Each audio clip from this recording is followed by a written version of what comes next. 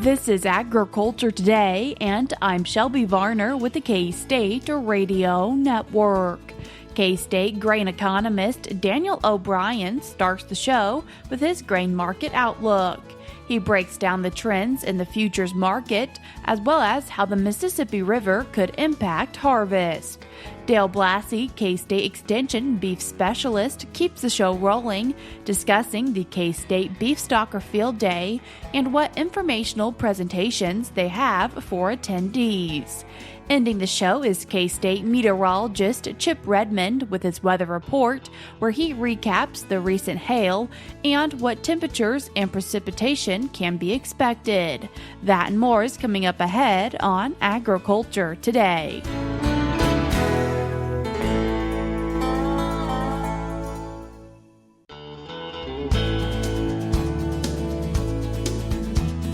You're tuned in to Agriculture Today, and we start our Friday show with a grain market update from K-State grain economist Daniel O'Brien. Daniel, thanks for joining us today. Thank you very much, Shelby.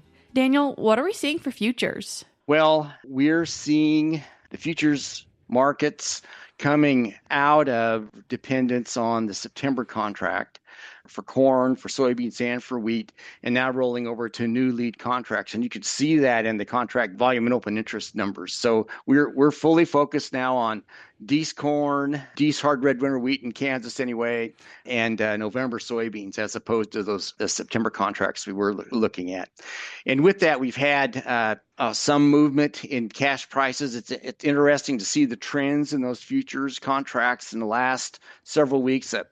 For instance, for corn, we had gotten down to a low of about $3.92, $3.93 early August, and now have had traded up to as high at just about $4.23 or so. This is on the Dees corn contract, down again to about $4.13 or so, $4.14, and closed yesterday just under $4.20. So it looks a lot like the patterns we've seen in the past, where when the market becomes convinced or stops worrying about the size of crops, then we come out of that as we shift focus towards actual harvest and usage and all of that. But we'll come back and talk about some of the information coming to the market in coming days, and that would be, of course, a week from today, the USDA September 12th crop production and WASDE reports. So you have that trend in the corn contract, and oh, by the way, we've been trading the relative strength indices has been traded above 50 on a 0 to 100 scale. If it's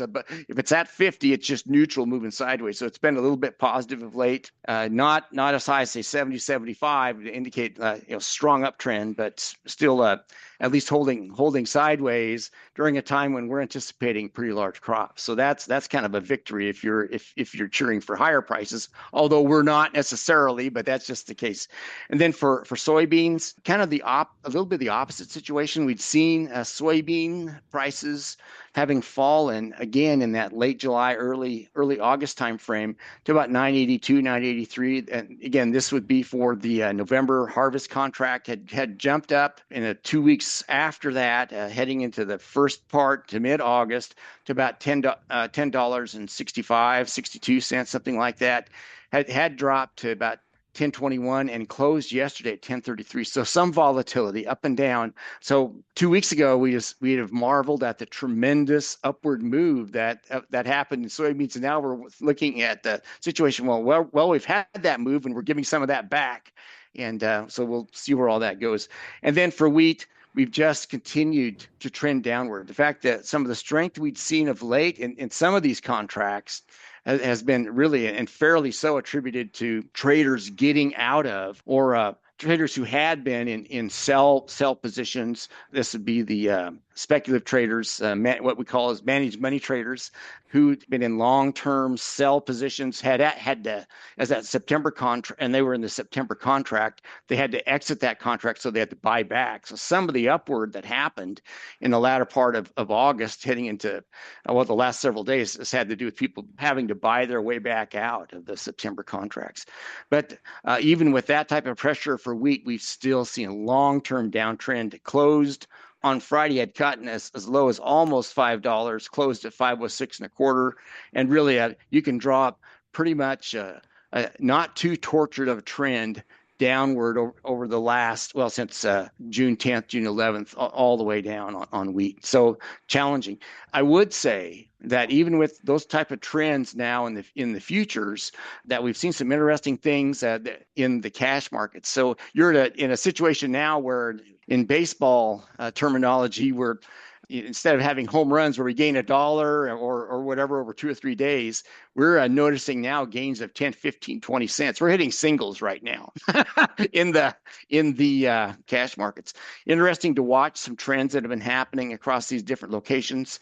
Actually seeing some strengthening of the best cash prices in some of these regions here of late. And you've got the highest cash price, $4.15. This was on yesterday's close in the Garden City area, a negative basis. And that in itself is a little bit of a story. We've actually gone negative for the top bid in the Garden City region, and that's our bellwether lead area, 5 under at $4.15. But then we have a Salina and Hutchinson having the top bids in their regions at $4 a bushel, and that's stronger for both of those than we had been seeing.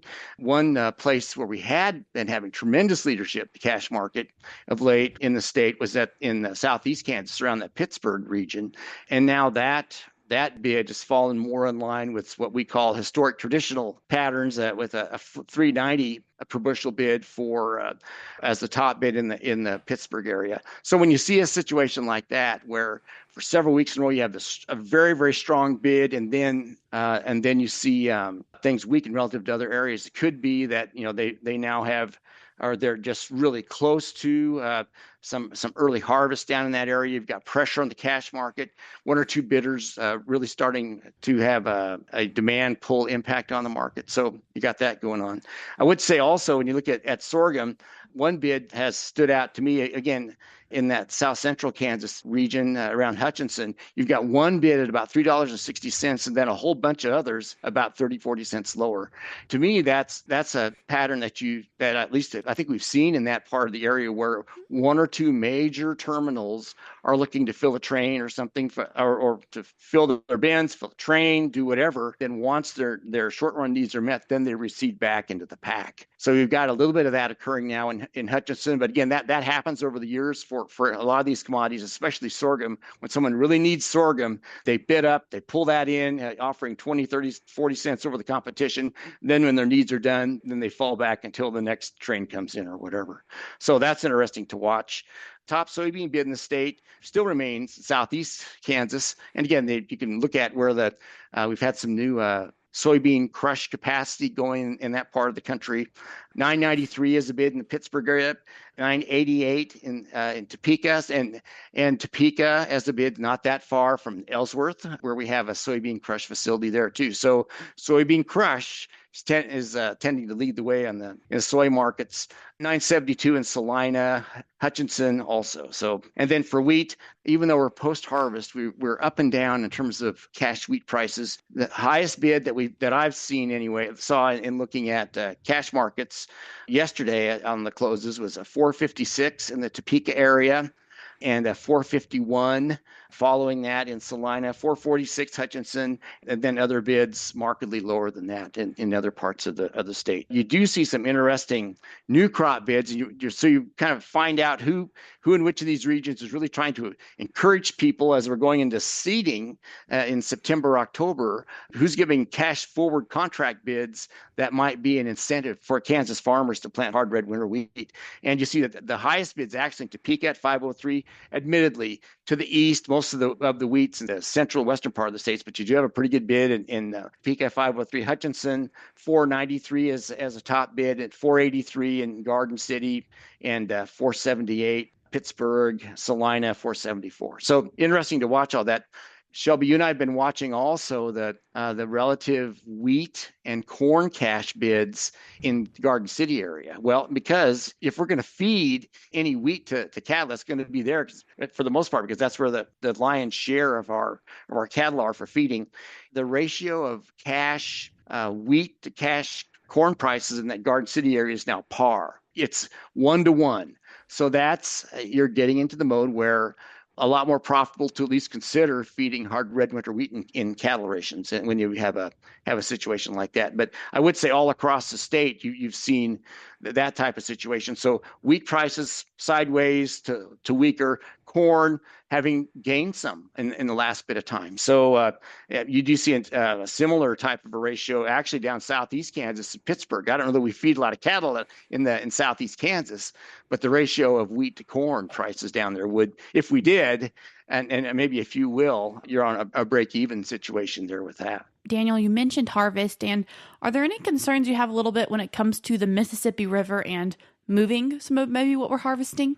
Yes, signals out of from the Mississippi River system that we have draft and tow sizes being restricted for barges going down the lower Mississippi, and of course, right now is the time when as we have a lot of grain coming into Kansas elevators, we'd be looking to be able to move that either by rail or through the Port of Catoosa anyway by barge on down the system. So anything that slows up transit or limits the quantity that we can move is working against us in terms of cash prices and costs and all of that. So anyway, that's a concern. It seems in a lot of these months, you head into the fall. So I guess maybe one way to bring that together would be that for the most part, when things are dry during the fall, it helps us on harvest. But when things are really dry in the Mississippi river system at the same time, then that hurts us in terms of being able to move that same grain down the river. So it's kind of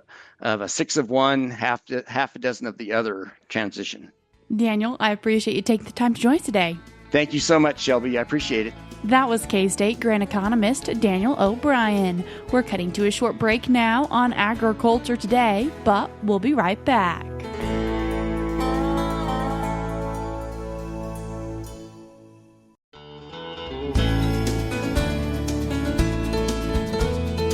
You're tuned in to Agriculture Today, and we continue our show discussing the upcoming K-State Beef Stalker Field Day with K-State Extension Beef Specialist Dale Blasi. Dale, thanks for joining us today. Good morning, Shelby. How long has the K-State Beef Stalker Field Day been going on? Well, Shelby, technically, in total, this will be the 26th rendition. We actually started meeting out at the Stalker unit when it was created about 21 years ago. But we have been having a statewide focus program on beef cattle stalker and backgrounding for our producers. And this Beef Stalker Field Day taking place Thursday, September 25th. And how will the day get kicked off? That'll get kicked off in the morning at 10 o'clock with registration and coffee. We'll start our introductions at 10:30, and then we'll spend the entire morning really trying to get in to the dissection of what's ongoing in our beef cattle market, all the implications of high prices, low corn prices, pressures on the beef processing sector, and how all those pieces of the puzzle fit together for folks that have maybe done very, very well getting out of the market with calves on hand, and then how do they formulate, or even how do they figure going forward with everything that's going on with the high prices? Who will be talking on that subject? Dr. Glenn Tonser. Glenn's has been a very steady input for this field day for several years. He and Lance Zimmerman from RoboBank. So we'll have the academic, and Glenn does a lot day-to-day stuff. He's on top of the markets, but Lance has a vast amount of energy and knowledge from his previous tenure at CattleFax, and now with RoboBank. I mean, the people who actually manage the money and make sure it's used appropriately or positively, if you will, they're going to be together. And I have Wes Ishmael. He's the publisher of Hereford Publications, and he's going to moderate it. It's going to be more or less a producer type of panel where there'll be a lot of opportunity for questions, for people to really try to pin these guys down and put them on the shaky seats, if you will, to see what's really going on, get their forecasts into the future and how things are going to break out. We just don't know. And after some information from Lance, Glenn, and Wes, the really important thing with Beef Stalker Field Day, lunch. And lunch will be good. We'll have brisket. And Cox does a pretty good job for us. They have in the past. But we'll also have a lot of posters, a lot of recent activity. And this year, we've really developed a pretty good kinship with South Dakota State University. Yes, I know it's hard to believe, but we actually have a good working relationship with my counterpart up there, and he's actually is sending some students down with some posters of work they've done, looking at that material and information that is relevant to stalkers and backgrounders. There'll be a significant number of posters from K-State students. So there'll be an opportunity to interlink and network with fellow attendees, as well as to see some of the hot off the press information that we've generated at K-State. Who will be the presentation after lunch? After lunch, our only sponsor, Dr. Sarah Trojan, she actually is an alumnus of Kansas State University, and she works with Kemin. And Kemin has been a really good partner for us at K-State, but they provide a direct fed microbials, and she's going to jump into this whole thing about fueling performance from the inside out, i.e. gut integrity and micronutrient support. One thing we've really have come around to is this importance of this fancy $25 word called microbiome inside the room, and what the interrelationship is within digestive health and how that ultimately impacts the overall health of the calf, especially from a respiratory perspective. And now with the price of cattle like they are, the inclusion cost for some of these ingredients, even if the 2% response will far exceed the input costs for many of these type of feed additives. So a good review. I know Sarah personally. She's a good professional, and I'm sure she'll do a great job with a presentation. And after Sarah, a presentation discussing bovine respiratory disease, and who will be presenting on that? But Dr. David Renner, he's over in the vet school, and he's really reached out and working very closely with those of us over here in the Animal Sciences Department and the College of Ag in total. He is a numbers guy. He goes back and he data mines. He's produced some amazing talent out of his laboratory. The guy is sharp as a whip, and he's going to be talking about how make and treatment choices can reduce BRD and death loss. And after David finishes his presentation, a quick break, and then we're joined by Greg Handelcheck. And what is he talking about?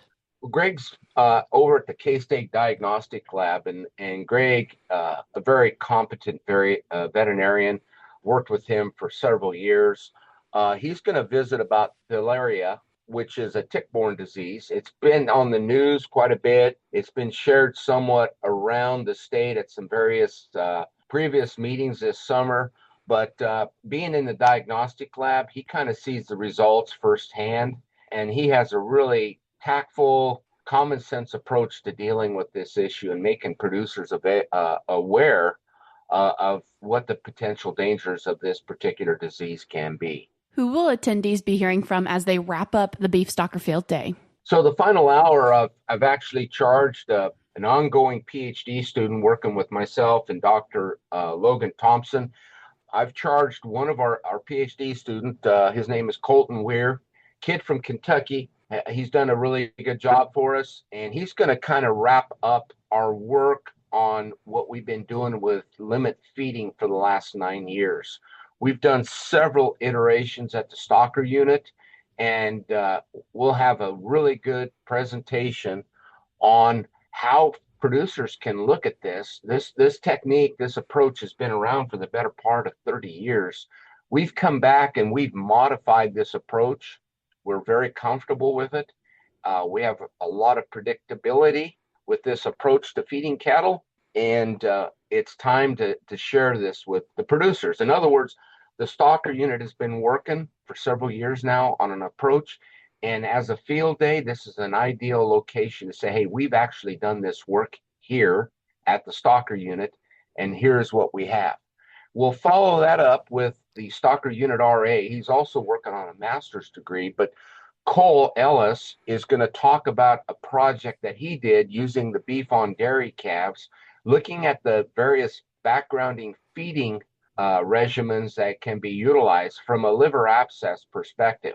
I mean, the big debate out in the industry now is how do we best manage these beef on dairy cattle from suckling when they are being held at the dairy and transported, and grown for months, if you will, and where the potential issues from liver challenges can come from. So whether we feed a high roughage diet at the get-go, or we ramp them up to a higher energy diet with and without some feed additives, what is the outcome? And Cole's going to spend about 10 or 15 minutes on this particular topic. And how does the K-State Beef Stalker Field Day wrap up a tradition for how the day wraps up? Well, this is a tradition. It's called the Cutting Bull's Lament. We call them prairie oysters. Where I'm from in Colorado, we call them Rocky Mountain oysters. We actually have shelved away some Call Hall ice cream. As you're aware, Shelby, the Call Hall dairy bar has been closed down now for about 5 months. So for those addicts of Call Hall ice cream, we've actually have squirreled away a vast quantity of this product to share at the conclusion of the Stalker Field Day. So we'll have calf fries, and we'll have ice cream and all kinds of treats and good stuff to get people filled up again before they head back on the road to their homes. What does registration look like? Registration is $25. It's due. Pre-registration is $25. On-site registration is $35. And I think it's a pretty good deal for that, with everything price-wise that it's gone up. And we do again thank our sponsor, Kemen, for managing the major expenses involved with pulling off a program of this magnitude. And just a reminder, Dale, where is this taking place? It's taken place at one of the only Stalker unit dedicated facilities in the United States, at the Kansas State Beef Stalker Unit, located just outside of town off of Marlette Avenue, head west. It's a beautiful place to be. It's a jewel for the College of Ag and for the Animal Sciences Department. We're proud of it. We work with several departments across our university. We host groups from all over the world there. It's a great place to visit and be proud of as Kansans. Where can people find more information? More information can be found on our website at KSU Beef. That's one word, ksubeef.org. Alternatively, you can call Miss Kate Smith. She works with the program. Her number is 785-532-1267. That's 785-532-1267. Give Katie a call. Dale, I appreciate you taking the time to join us today. Shelby, thank you for your patience and help. We appreciate it. That was K-State Extension Beef Specialist Dale Blasi. I will link the resources that he mentioned in today's show notes on agtoday.net. We're cutting to a short break now, but we'll be right back.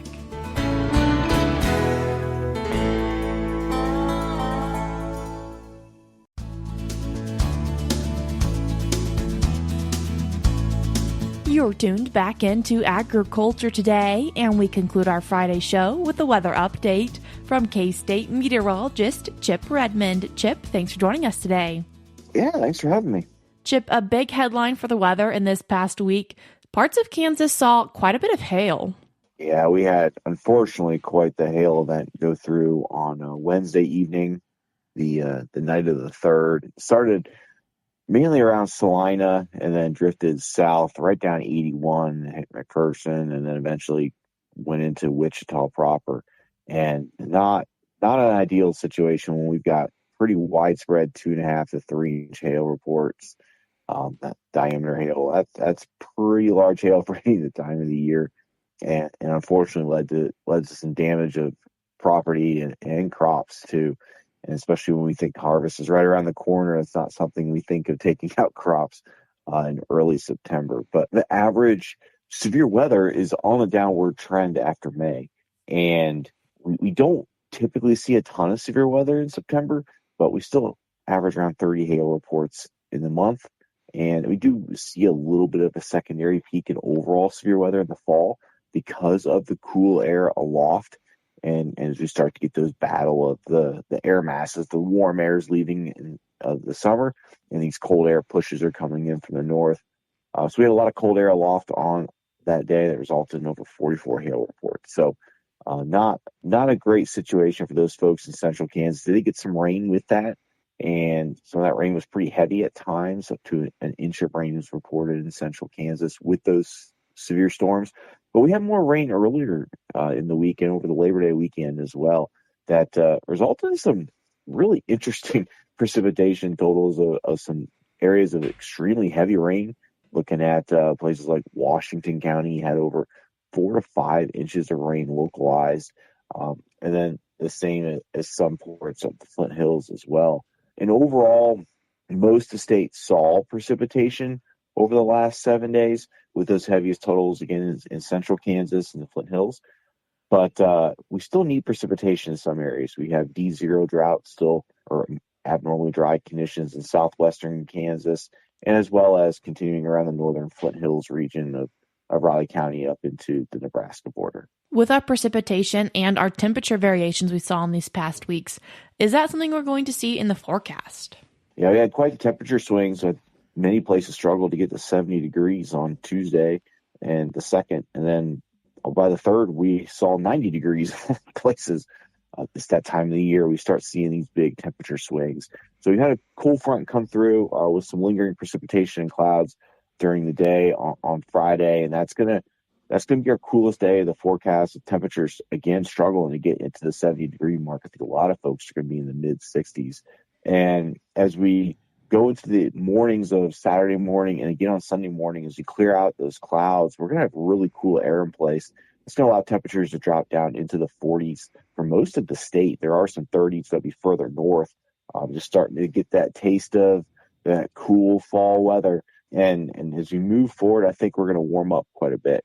We're going to see overnight lows gradually creeping up, as well as the high temperatures will be getting close to the 90-degree mark by the end of next week. We still have a shot of precipitation early next week with another weak cold front. That's going to be enough to direct some heavier rains to our south and east of Kansas and miss us next week. So we will be overall dry, I think, with maybe just a few tenths of an inch possible on that Tuesday period. But there's a big hurricane in East Pacific that's going to get steered to the east along that frontal boundary and should help build in high pressure for the foreseeable future into the middle of September. Chip, I appreciate you taking the time to join us today. Yep, thanks for having me. That was K-State meteorologist Chip Redmond. As always, you can find more information about the weather by going online to the Mesonet website, which is mesonet.k-state.edu. That is mesonet.k-state.edu. I will link it in today's show notes on agtoday.net. That's all we have for you today on Agriculture Today, but we'll be back with more for you on Monday.